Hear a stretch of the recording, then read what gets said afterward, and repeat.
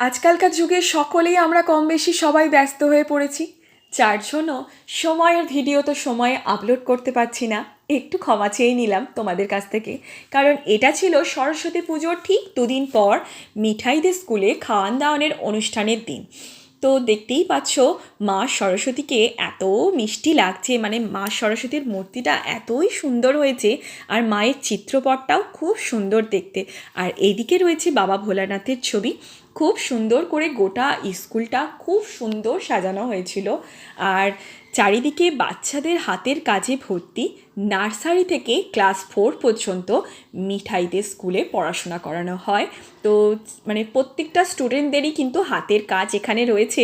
তার মধ্যে একটা সমস্যা হয়েছে, মিঠাই ওর হাতের কাজটা খুঁজে পাচ্ছে না, যার জন্য মিঠাইয়ের হেডমিস্ট্রেস এসে ওকে কিন্তু সাহায্য করছিল ওর হাতের কাজটা খুঁজে পেতে। সে যাই হোক, মিঠাইয়ের কিন্তু এটা ভেবেই খুব ভালো লাগছে যে ওর হাতের কাজটা এখানে রাখা হয়েছিল, এখন মানে খুঁজে পাচ্ছে না, সেই জন্য একটু মন খারাপ। কিন্তু বন্ধুদের সাথে দেখা হয়ে খুব ভালো লাগছে তার।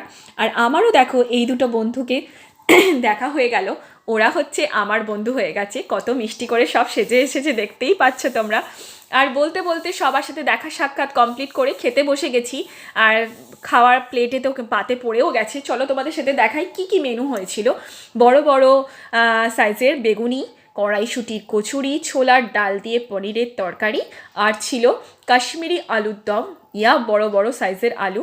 আর তারপর ছিল চাটনি, পাঁপড়, রসগোল্লা। খাওয়া দাওয়া তো জমিয়ে হলো। এবার চলো একটু পাশাপাশি ঠাকুরগুলোও তোমাদের ঘুরে দেখাই।